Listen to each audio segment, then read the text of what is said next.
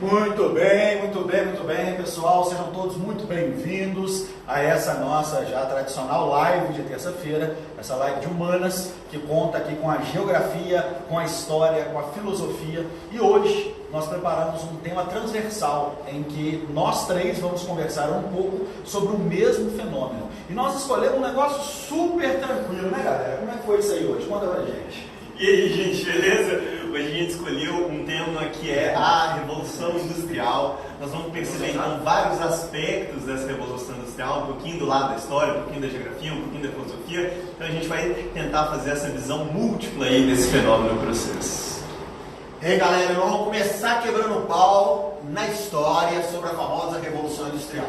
Bom, galera, tem historiadores, filósofos, geógrafos, sociólogos que defendem que o mundo passou por uma revolução industrial, apenas uma, a clássica do século XVIII na Inglaterra. Já outros defendem que o mundo passou por 3 a 4 revoluções industriais, que não teve apenas uma, tá? Bom, qual seria a revolução industrial clássica? A do século XVIII, tá? Ali foi um divisor de águas, ali o trabalho se transformou em mercadoria. Ali a sociedade ficou claramente dividida em burguesia, detentores dos meios de produção de riquezas, e proletariado, o detentor da força física de trabalho. Tudo que veio após foram apenas evoluções. O divisor de águas foi o século XVIII, tá? O resto não foi mais revolução industrial, foram apenas evoluções dessa revolução. Rodrigo, qual a diferença de revolução para evolução? Logicamente a letra R. Tô zoando, galera, né? Revolução pressupõe grandes transformações profundas, rupturas de ordem política, econômica, social, tá? E evolução não propõe grandes rupturas, né? Evolução pode ser pequenas transformações. Então a grande revolução industrial seria do século XVIII na Inglaterra, quando surgiram as primeiras fábricas, as primeiras máquinas movidas a uma energia não humana, o vapor, e o trabalhador ficou completamente disciplinado, a sirene ao relógio. E tempo é dinheiro. O trabalho se transformou em mercadoria, em um processo irreversível. Mas, lógico, tem pessoas que defendem que tivemos outras revoluções industriais. Não é isso, Gustavo?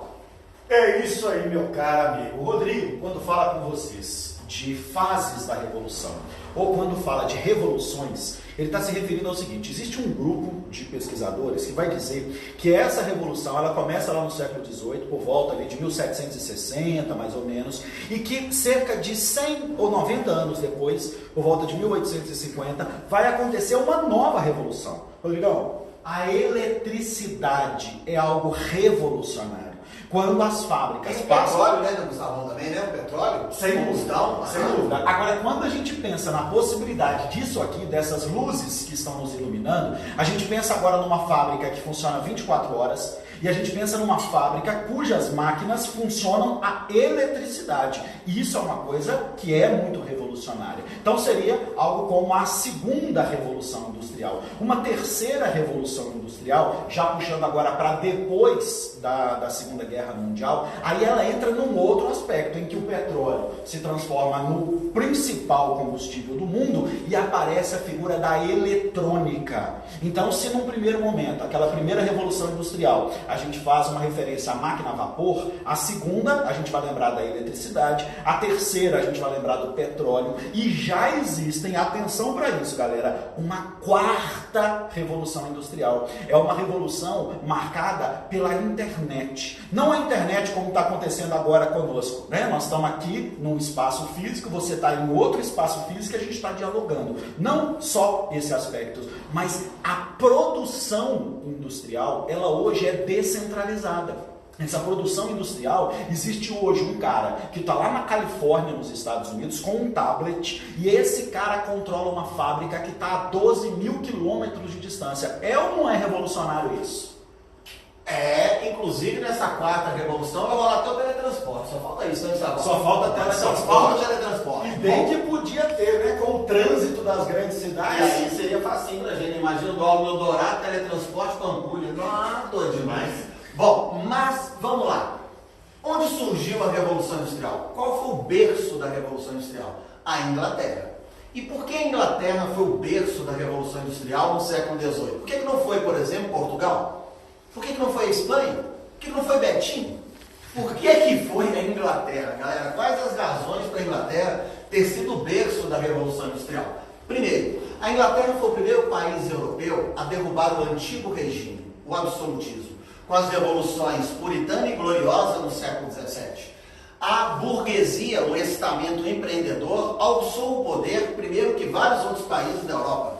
Enquanto outros países da Europa nós tínhamos a nobreza no poder, a aristocracia, com a mentalidade muito feudal, muito ligada à terra, aos bens imóveis, a burguesia chega ao poder na Inglaterra e ela é uma categoria, um estamento social que defende os bens móveis, o lucro, o capital. E, logicamente, essa burguesia no poder vai criar pré-condições favoráveis a um processo industrial, tá? Então, essa é uma razão. Segunda razão para a Inglaterra ter sido pioneira na Revolução Industrial: acumulação primitiva de capitais. Durante a modernidade, a Inglaterra desenvolveu um mercantilismo super eficiente e esse mercantilismo eficiente gerou divisas nos cofres públicos ingleses. Divisas que não ficaram estáticas, foram reinvestidas em fábricas, em tecnologia, em maquinários. E, obviamente, para se ter um processo industrial, você tem que ter capitais. Rodrigo, é aí que nós podemos lembrar do ouro de Minas, contribuindo para o processo revolucionário britânico? Lógico, é nesse contexto. Pô, Rodrigo, então se não fosse o ouro de Minas, a Inglaterra nunca teria se industrializado. Não, aí é uma bobagem, aí é um exagero, aí você extrapola. Agora, o ouro foi importante? Foi, fez parte desse capital que foi entrando nos cofres públicos britânicos através de acordos comerciais, geralmente pagamento de dívidas lusitanas com os britânicos, tá? Terceira razão para a Inglaterra ter sido pioneira na Revolução Industrial: disponibilidade de matéria-prima barata. Ah, é, Rodrigo? Matéria-prima barata? Sim, vamos pensar. A Inglaterra, no século XVIII, era uma das maiores produtoras da Europa de minério de ferro, de carvão. Minério de ferro para a fabricação das máquinas, os teares, as máquinas de tecidos, nas fábricas de tecidos inglesas. A Inglaterra também era uma das maiores produtoras de carvão para movimentar essas máquinas. E, além disso, a Inglaterra é a maior produtora de lã da Europa, devido a um processo chamado enclosures, os cercamentos. O processo dos enclosures, ou cercamentos, se desenvolveu ao longo do século XVII e XVIII. Terras comunais, coletivas, agrícolas, foram transformadas em áreas privadas, cercadas, para a criação de ovelhas e carneiros e produção de lã. Essa privatização da terra gerou uma quantidade de lã muito barata para as fábricas de tecidos britânicas e provocou também um êxodo rural. Uma massa de trabalhadores sem terra, que ficaram sem trabalho no campo e tiveram que ir para as grandes cidades britânicas, como por exemplo Manchester, como por exemplo Liverpool e Londres. E essa galera, gente, é uma galera que chega com filho, mulher, papagaio, calopsita e desesperada. E é uma galera que está se sujeitando e vai se sujeitar a qualquer tipo de trabalho com péssimos salários. Só para você ter uma ideia, a jornada de trabalho no século XVIII na Inglaterra era geralmente 16 horas por dia, com 3 intervalos de 15 minutos. Um para almoço, um para lanche e um para janta. Olha, galera, 16 horas por dia de trabalho. Os acidentes eram super comuns nas fábricas. Trabalhadores perdiam uma mão, perdiam um dedo, perdiam a vida. E aí? O galera coloca outro que tem 2 mãos, coloca outro que tem todos os dedos. A máquina ficou mais importante do que o homem. É um processo irreversível que não adianta nem chorar, né? Rolou, aconteceu, e a máquina foi ficando cada vez mais importante do que o homem na segunda, na terceira, na quarta Revolução Industrial. Mas o início de tudo é a Inglaterra no século XVIII. Fechou? Por isso que é a Revolução Industrial clássica. O momento que a máquina ganha importância em relação ao homem. Olha, e no século XVIII o trabalho feminino infantil era muito explorado também nas fábricas. Inclusive a mulher e a criança, fazendo o mesmo trabalho do homem, ganhavam metade do salário. Em algumas fábricas, 1/3 do salário. E o trabalho infantil muito explorado, porque tinha algumas máquinas que os fios embaraçavam nas engrenagens, os meninos entravam igual aqueles ratinhos, assim, aquelas umbriguinhas para desembaraçar fio. A gente imagina um menino desembaraçando um fio de uma engrenagem num tear. Menino tem juiz nem para brincar. Imagina dentro de uma engrenagem. E por falar em engrenagem, olha que engrenagem bonita que vocês vão ver de um filme super famoso chamado Tempos Modernos, tá? Do famoso Charlie Chaplin. É um filme que faz uma puta crítica ao processo de alienação, de robotização, tá? Da fábrica, do relógio, da disciplina. Inclusive é um contexto até mais à frente do século XIX, da época do Taylorismo e do Fordismo, tá? Esse filme clássico dos tempos modernos. Chaplin, né, é um operário nessa fábrica, gente. O trabalho dele é qual? Apenas apertar parafuso. Vai passando uma esteira de produção e o Chaplin só faz esse gesto. Ele fica só apertando o parafuso, o dia inteiro apertando o parafuso. Inclusive quando a esteira para, ele está tão manipulado, ele está tão alienado, tão robotizado nesse gesto, que ele não consegue parar. A esteira de produção para, mas ele sai andando para o banheiro, para almoçar e fazendo o mesmo gesto, né? E o Chaplin fica tão louco, ele pira tanto nesse filme, que chega um momento que ele sai apertando tudo na fábrica. Ele sai, inclusive, da fábrica, vê uma mulher andando na rua com uns peitão grandes, né, 2 bolas assim, e ele fala, não, deve ser uma porca, e aperta o peito dela, inclusive, e vai até preso, né, e vai ser tratado. Gente, é uma puta crítica a essa alienação do trabalho, esse mero repetidor de tarefas que rola ali no século XVIII na Inglaterra. Mas lógico, a Revolução Industrial também tem aspectos positivos, né? Aspectos positivos, e toda catástrofe, gente, tem aspectos positivos. Vamos pensar, por exemplo, 7-1 Alemanha no Brasil. Qual é o aspecto positivo disso? Me fala. Tem sim. Belo Horizonte é a cidade mais famosa do Brasil na Alemanha. Olha que aspecto positivo. Então, em toda catástrofe tem um aspecto positivo. Não, Gustavo, ainda tem aspecto positivo na Revolução Industrial. Lógico. É bem verdade.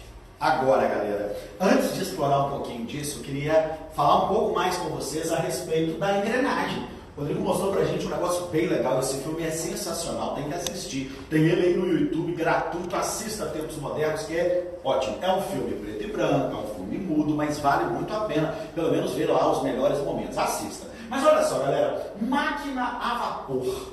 Vamos pensar em uma máquina. Eu tô me lembrando aqui agora que quando eu era criança, me lembro que tinha na casa da minha avó uma máquina de costura, daquelas que era movida a pedal. Na minha avó tinha uma máquina dessa, na casa da mãe do Rodrigo tinha uma máquina dessa, na casa do Bruno Peterson tem até hoje uma máquina dessa. Vocês entenderam a noção. Minha avó, a mãe e o próprio. Enfim, cara, essa máquina era muito legal. Então, o operador, quem estivesse trabalhando com essa máquina de costura, especialmente se você nunca viu essa máquina, era mais ou menos o seguinte: a pessoa se sentava de frente à máquina e com um movimento feito com os pés, como se fosse um pedal, ele movimentava a máquina a costura. E por mais que essa pessoa pudesse ser ultra rápida, super compenetrada naquele trabalho, a velocidade com que a máquina se movia dependia da força física do operador.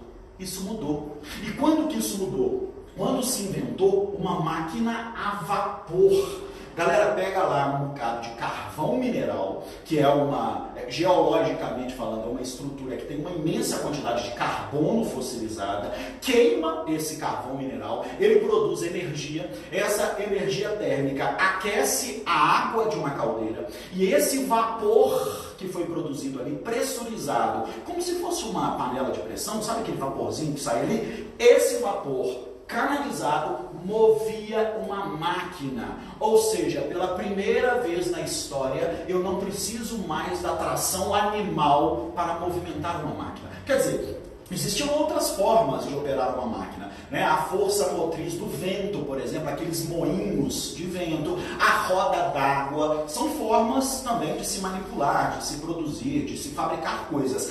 Mas a tração animal foi definitivamente substituída a partir da máquina a vapor. Lógico que é um processo que vai acontecendo gradativamente, não é da noite para o dia, mas o mundo mudou porque agora nós temos uma máquina a vapor. Essa máquina a vapor, ela vai influenciar diretamente a produção nas fábricas e tem um aspecto que às vezes você nunca tinha pensado antes. Cara, a máquina a vapor é o que fez com que se desenvolvesse as locomotivas. Para a gente ter uma ideia, a média de velocidade de deslocamento antes da invenção da locomotiva a vapor era de, no máximo, 15, 16 km por hora. E agora, com a invenção da máquina a vapor e com a locomotiva, a gente salta de 15 km por hora para 70 km por hora.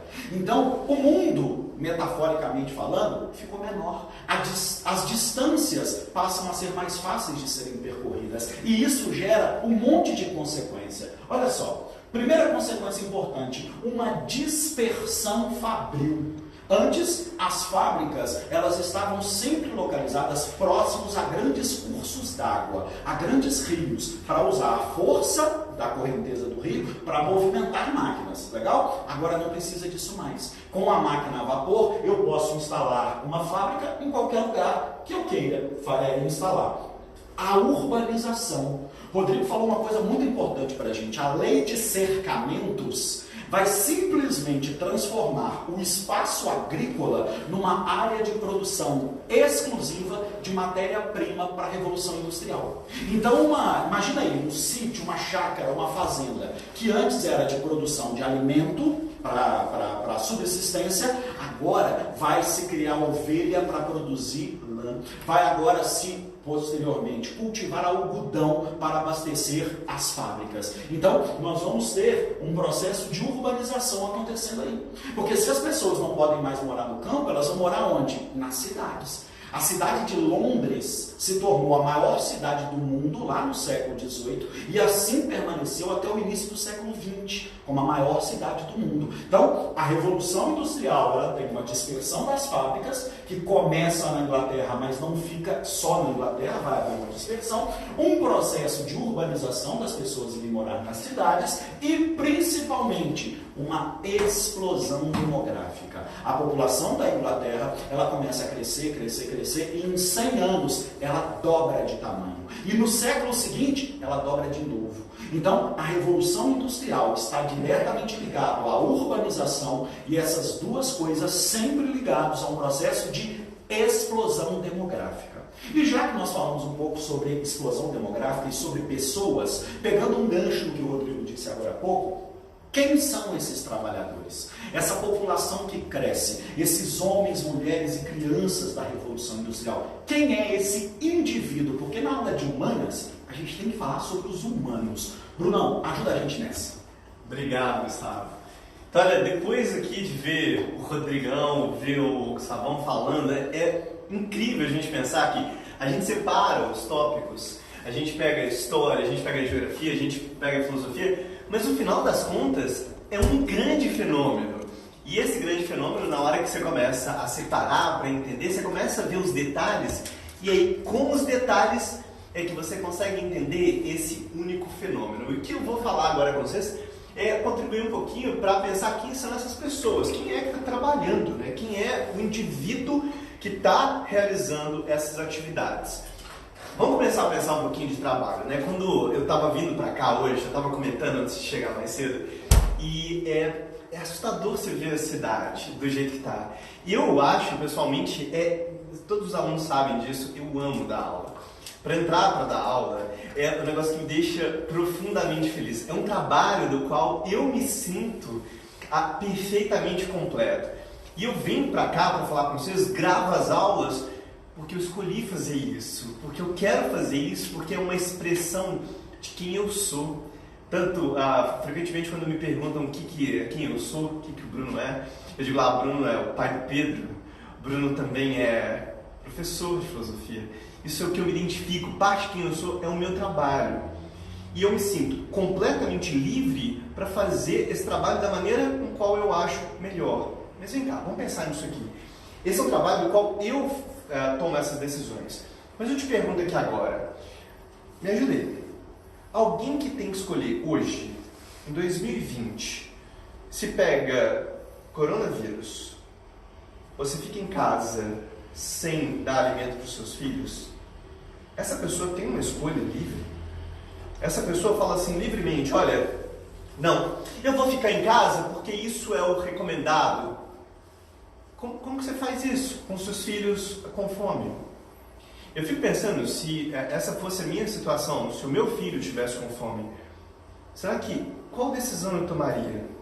Alguém que está numa situação de limite tem uma relação com o trabalho que é muito diferente dessa que eu tenho. Essa relação no trabalho no qual eu faço de coração cheio, amando o que eu faço e sentindo uma falta danada, essa relação de trabalho é uma relação profundamente dolorosa. E ela fica muito clara quando a gente começa a pensar na Revolução Industrial, que é o momento onde a gente está sujeito, como o Rodrigo estava comentando, a 16 horas por dia de trabalho, ou como o Gustavo está comentando, onde a minha força, um pouquinho antes, vai alimentar a máquina e depois a máquina vai se tornar mais do que o próprio indivíduo. Toda essa história. Quem é essa pessoa que vai viver nisso? Para a gente começar a pensar, eu quero tratar o trabalho primeiro de duas maneiras, né? A gente vai puxar lá atrás numa tese do Aristóteles, para a gente pensar que o trabalho tem dois lados. Primeiro, o trabalho realizado pelo homem livre, e depois você tem um trabalho realizado de modo servil. Vamos começar aqui primeiro, vamos pensar o seguinte: para que uma pessoa serve? Para que você aí que está me escutando serve? Alguém serve para alguma coisa? Presta atenção no verbo, alguém serve. Essa minha calça, ela serve. O dia que ela não servir mais, eu jogo ela no lixo. Eu não pergunto pra minha calça antes de sair de casa, eu falo assim: e aí? Vamos lá no campo, gravar uma live, vai ser doido demais, vamos embora. Eu não simplesmente coloco a calça e ela, o problema dela, e se ela rasgar, rasgou, vai pro lixo. Porque a calça, ela serve pra mim. Quando ela não me serve mais, eu descarto. As relações com as pessoas não pode ser uma relação, olha o verbo, servil. A relação que eu tenho com as pessoas não pode ser de servo. Porque toda vez que eu estabeleço uma relação de servo, eu estou fazendo com que a pessoa, ela simplesmente seja meio para mim. Quer ver? Olha, eu estava falando do meu filho, né, do Pedro. Para que o meu filho serve? Qual que é a serventia de uma pessoa? Ele serve para quê? Você acha que eu estava lá com minha esposa há 5 anos atrás, 6 anos atrás, virei para ela e falei assim: ei, tem uma pilha de vasilha para lavar, né? Vamos arrumar um menino agora? É claro que a gente não fez isso. A gente escolheu ter filho porque a gente quis, foi uma decisão livre. Mas vem cá, nesse caso, meu filho não serve para nada. É difícil quando a gente fala nisso, né? As pessoas não servem, mas não servem. Pensa nas coisas mais incríveis que você faz na sua vida. As coisas mais incríveis na sua vida não servem para nada. Escutar música é legal, porque é legal. Estar com as pessoas que você ama é incrível, porque é incrível. Você sabe como é doloroso mesmo as pessoas não servindo para nada. A relação com as pessoas não pode ser servil. Toda vez que eu estabeleço um trabalho na relação de servo, eu não faço o trabalho porque eu quero. Essa é uma relação muito danosa de trabalho. Tão danosa que vocês sabem de onde a palavra trabalho veio. A palavra trabalho é uma expressão em latim que é tripalium. Tripalium em latim significa literalmente 3 pedaços de pau. Porque era nesse tripalium que se torturavam pessoas. Era um mecanismo onde você esticava a mão do sujeito e torturava.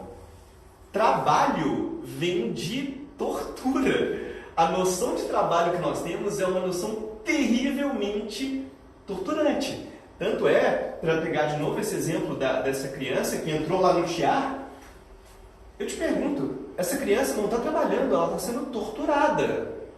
É nesse sentido que a gente tem uma visão terrivelmente negativa. Vamos pegar um outro exemplo, visão completamente negativa dessa imagem do trabalho.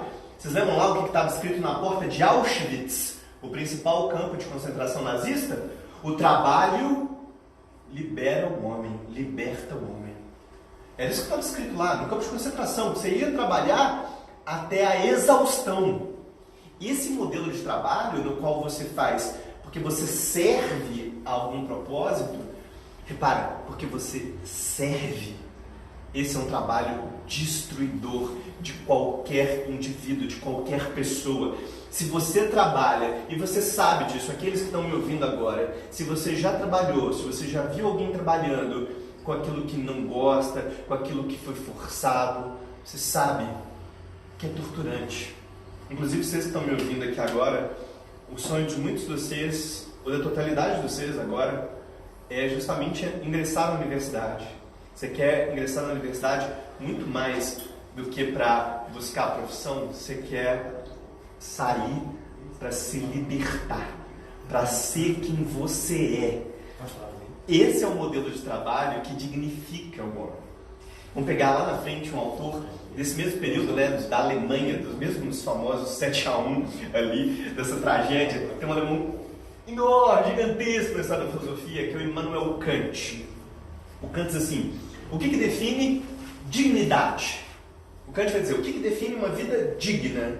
É uma vida na qual as suas escolhas são suas. Isso é uma vida digna. O resto é simplesmente uma vida na qual você está vivendo uma vida por necessidade servil. O que vocês estão buscando, o que cada um de vocês está buscando, o que todos nós, eu estou buscando, é ser quem eu sou, me expressar no mundo. Eu posso dizer para vocês, eu não tenho nenhuma dúvida disso, que quando você faz o trabalho e é capaz com esse trabalho se expressar no mundo, você tem uma vida digna, uma vida que você é capaz de estar cansado, exausto, mas você não foi torturado, você está feliz com aquilo que você faz. Isso não quer dizer que essa dignidade vem à toa, tal como a liberdade não vem. Repara que para Kant, dignidade e liberdade são coisas que estão conectadas. Não é possível viver uma vida completamente ali digna sem essa liberdade. Vamos voltar àquela pessoa lá que tem que escolher entre ou ficar doente ou dar comida para os seus filhos. Vamos pensar nessa pessoa. Quando você estabelece essa pessoa e você descobre que a primeira coisa que você tem que fazer para ela hoje, que é o que está sendo feito, inclusive com dificuldades, mas é o que está sendo feito, que é fornecer comida para ela, você está dizendo para ela, olha, a primeira coisa para te tornar digna está aqui, você pode comer. O Betinho, né, para lembrar um dos sujeitos mais importantes da história do Brasil, o grande pensador do Brasil, mas também grande pessoa que atuava sobre o Brasil, dizia lá uma frase que eu amo, que é: quem tem fome tem pressa. E a nossa situação tem pressa para ser digno, para ter uma vida digna, para poder se expressar. E o que eu quero que você faça é que você escolha seu caminho para se expressar. A Revolução Industrial permitiu um trabalho que é um trabalho frequentemente muito problemático. Por isso a gente usa essa palavra trabalho. Mas é possível, e eu não tenho dúvida nenhuma, de alcançar um trabalho com dignidade, desde que você ofereça para as pessoas a chance de elas escolherem o seu próprio caminho. Esse é o meu ponto. É assim que eu acho que a gente pode ter uma visão mais positiva de trabalho. E por falar em dignidade, né, Bruno? Será que os trabalhadores no século XVIII, na Inglaterra, têm liberdade? Têm dignidade? Trabalhando 16 horas por dia, com 3 intervalos de 15 minutos, sem direitos trabalhistas? Porque o Estado inglês é o Estado liberal do século XVIII. É o Estado mínimo de Adam Smith. Esse trabalhador, ele não tem uma proteção do Estado. E em momentos de catástrofe, todo mundo lembra do Estado, né? Agora, por exemplo, o coronavírus, o mundo está precisando do Estado. Mas no século XVIII, esse Estado está totalmente ausente. Inclusive, o trabalhador vai ter que negociar com o patrão seu salário, sua jornada de trabalho, se vai ser 16 horas ou 17. Tem algumas fábricas de 19. Que liberdade é essa? Nessa relação, para quem joga truco vai entender muito bem o que eu estou falando, o operário e o burguês, o empresário negociando, o empresário toda hora está de zap 7 copas. Então, o que o operário tem para negociar ali, para blefar? Uma dama, um valete, um rei. Quando tem um trezinho, tem muito, galera. Então, quem precisa do Estado mais protetor são trabalhadores, né? E esse Estado no século XVIII não protege a classe trabalhadora. Deixa a classe trabalhadora à mercê dos detentores dos meios de produção de riquezas, que são as fábricas, as máquinas, a matéria-prima, né? E agora, para falar um pouco mais também sobre isso, né, Gustavão? O nosso querido geógrafo, Gustavão. Cara, o Rodrigo me colocou numa fria, que foi... Ele fez uma pergunta agora há pouco, eu não respondi. E ele veio aqui no meu ouvido e falou assim, ele vai responder? Não vou então. E olha a sinuca que ele me botou. Depois de um papo bacana desse do Bruno, né? A gente refletindo aqui sobre o existencialismo e o utilitarismo, me aparece o Rodrigo e pergunta assim, quais os aspectos positivos da Revolução Industrial? Sacou o problema? Bom, numa ótica utilitarista, que eu não vou nem entrar na existencialista, senão não tem resposta, mas numa ótica utilitarista, essa Revolução Industrial, ou essas revoluções industriais, elas permitem com que aconteça esse nosso momento que chamamos de globalização. O fato de eu não precisar de eu mesmo ir até a lavoura para colher o meu alimento, isso é uma consequência da Revolução Industrial, uma consequência positiva da Revolução Industrial. Não é? Realmente, a ideia de uma máquina que amenize a minha tortura essa é muito bem-vinda. Se eu vou lá preparar um alimento, por exemplo, e aí eu não tenho um instrumento correto, uma faca ou um ralador, e eu quero fazer lá um determinado legume, sem a ferramenta correta é muito mais difícil. Agora, se eu tenho um multiprocessador Master Blaster, daqueles lá que faz de tudo, e eu simplesmente coloco ali dentro, aperto um botão e ele fez ali aquele trabalho para mim, isso é um aspecto positivo dentro desse utilitarismo. Legal? Agora, quando a gente pensa no existencialismo da coisa, galera, aí eu não consigo mais falar de aspectos positivos. Lá na Revolução Industrial, quando ela começa, nós vamos ter vários exemplos desse trabalhador se revoltando contra a Revolução Industrial. O movimento cartista, o movimento ludista, por exemplo, em que operários vão entrar nas fábricas de madrugada e vão quebrar tudo. Porque o cara vai entender, no processo que ele está vivendo ali, que quem é responsável pelo sofrimento e pela tortura é a máquina. Não é a máquina, é o sistema. Um sistema que reifica o ser humano, que transforma aquele indivíduo apenas em uma máquina orgânica que opera máquinas. Legal? Então, acho que a Revolução Industrial passa por essas contradições todas. Ela tem uma lógica muito complexa e isso pode aparecer no nosso Enem desse ano, será? Geralmente, a Revolução Industrial é bem cobrada no Enem. A era das revoluções, que pega a Revolução Francesa, a Revolução Inglesa, Revolução Americana Industrial, a revolução mais cobrada no Enem, notoriamente, é a industrial. Sacaram? Do lado da filosofia, o tema da dignidade, especialmente a dignidade relacionada com o trabalho, é um dos tópicos mais clássicos também da prova. Galera, beijão pra vocês. Essa foi a nossa live de Humanas de hoje. Esperamos nos agradar, ter tornado uma noite bem legal aí pra vocês. Fechou? Beijo! Foi um prazer, gente. Até a próxima.